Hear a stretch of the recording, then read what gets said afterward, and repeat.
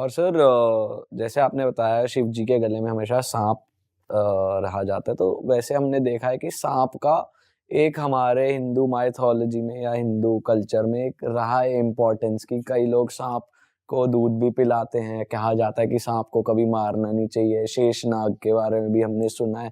सांप से रिलेटेड बहुत सारी वो है कि हमने कुछ वैसे भी सोचा है कि वो अपनी तस्वीर वो कर लेता है, वो तुम्हारे पीछे आएगा। तो सर सांप बड़ा एक इंटरेस्टिंग टॉपिक है, इस पे कुछ बताओ आप क्या साथ ही जानते साथ हो? थोड़ा उस बारे में भी जो इच्छाधारी नाग होते हैं, ये तो हमने पिक्चर में ही पिक्चर में ही सुना है, देखा है कि वो जनरेशन बाय जनरेशन और अगले जन्म में मतलब वो लोग जिंदा रहते हैं, वो लोग वो अमर हैं।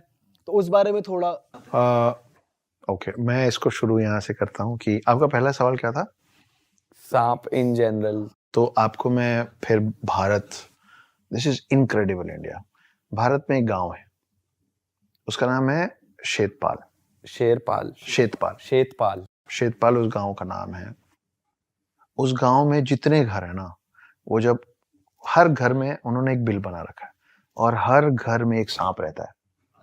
उनके बीच में सांप की इतनी मान्यता है कि आज भी उनके घर में जब कोई नया घर बनता है ना, तो उसमें उसके लिए जगह, उसके लिए एक बिल बनाया जाता है।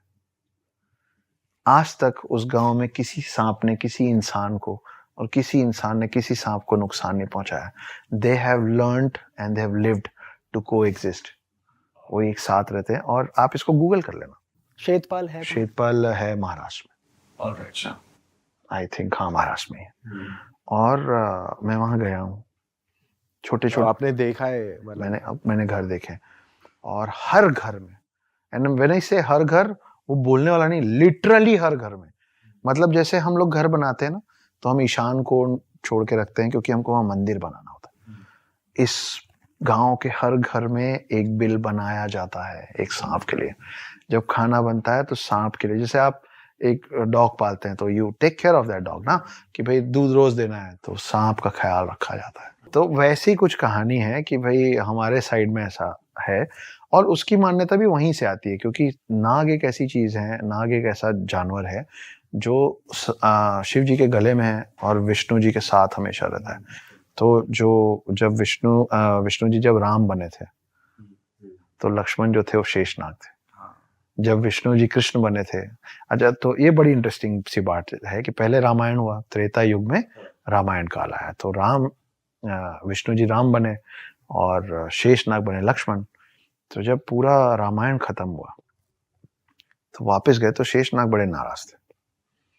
बोले आप बड़े भाई बन गए, मेरी कुछ चलने नहीं दिए, सब आपके मन की हुई। सब ये एंड के बाद, एट द एंड, मतलब वापस जाने के बाद रामायण काल खत्म हो गया, राम और लक्ष्मण वापस अपने असल अवतार में विष्णु और शेषनाग के रूप में आ गए। तो वो शिकायत किए विष्णु जी को कि बहुत गलत है, आप बड़े भाई बन के वहां चला रहे हैं अपनी, मेरी कोई सुन ही नहीं रहा है। तो मुस्कुराए विष्णु जी, बोले कि कोई बात नहीं, अगली बार चलेंगे ना तो आप बड़े भाई बन जाना। तो फिर जब कृष्ण बन के आए तो बड़े भाई बलराम थे, दाऊ, तो वो शेषनाग थे।